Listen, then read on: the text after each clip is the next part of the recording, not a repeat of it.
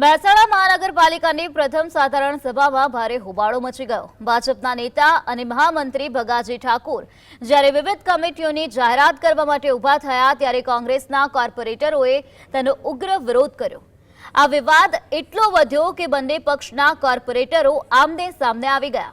આ વિવાદ દરમિયાન ભગાજી ઠાકોરે સભામાં હાજર સરકારી અધિકારીઓને બહાર જવાનું કહી દેતા મામલો વધુ ગરમાયો હતો અને બોલાચાલી શરૂ થઈ ગઈ હતી।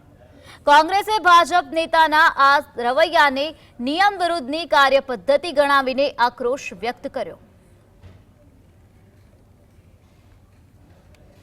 મ્યુનિસિપલ એક્ટની જોગવાઈઓ મુજબ જોવા જઈએ તો કાઉન્સિલરશ્રીઓ હોય કે પદાધિકારીઓ હોય અને અધિકારીઓ હોય તે જ સભાની અંદર ભાગ લઈ શકે છે।